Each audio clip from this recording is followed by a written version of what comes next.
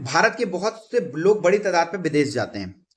विदेश जाना अच्छी बात है, पैसा कमाना अच्छी बात है, लेकिन आज के इस वीडियो में बात करने वाले हैं एक ऐसे कंट्री के बारे में या ऐसे देशों के बारे में जहां पर कानूनी लैंग्वेज बहुत अलग है और वहां पे जाके हमारे इंडियंस काम करते हैं और कहीं ना कहीं ट्रैप में फंस जाते हैं। तो उनके साथ क्या होता है। नौसेना के प्रमुख कमांडर संजीव गुप्ता। संजीव गुप्ता जी के बारे में बात करें तो इन्हें कतर में गिरफ्तार कर लिया गया। कतर में गिरफ्तार किया गया। पूरी जो कार्रवाई है वो उर्दू लैंग्वेज में की गई। वहां वो उर्दू बात कर रहे थे, इनकी हिंदी वहां कोई सुनने को तैयार नहीं। ये इंग्लिश बोल रहे हैं, वहां उनसे इंग्लिश नहीं आ रही। सारी कार्रवाई उन्होंने क्या काय में कर दी, इन्होंने कर दी उर्दू में।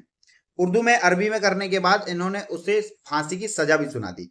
उन्हें फांसी की सजा सुना दी। उसके बाद ये जब जेल के अंदर टीवी चल रही थी तो इन्होंने देखा इंडिया का न्यूज चैनल, उस पर यह बताया गया कि भाई इन व्यक्तियों को फांसी की सजा सुनाई गई है। तब इन्हें पता चला कि हम फांसी की सजा में फंस चुके हैं और हमें फांसी की सजा होने वाली है। उस समय तक इन्हें यह भी नहीं मालूम था कि ये किस चीज में, किस जुर्म में अंदर है, किस जुर्म के तहत इन्हें फांसी की सजा दी गई है, क्या इन्होंने किया, कुछ भी नहीं मालूम। बस इतना मालूम है कि इन्हें पकड़ के लाया गया है, अरबी के कागजों में साइन कराए गए हैं और उसके बाद इन्हें फांसी की सजा हो गई।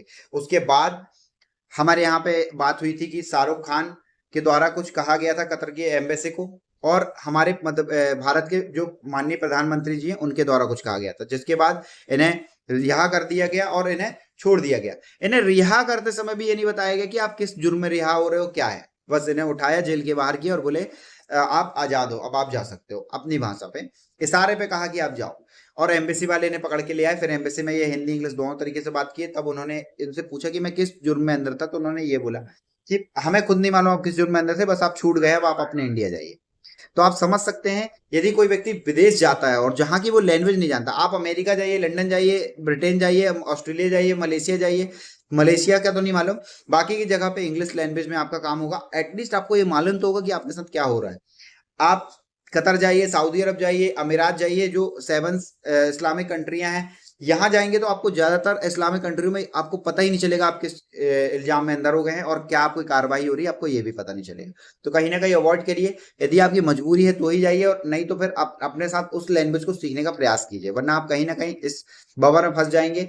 और चूंकि इनके तो घर वालों को पता चल गया था तो इन्होंने एम्बेसी में हेल्प ले ली, वरना ये कब के फांसी में टंगा दिए जाते और किसी को पता भी नहीं चलता।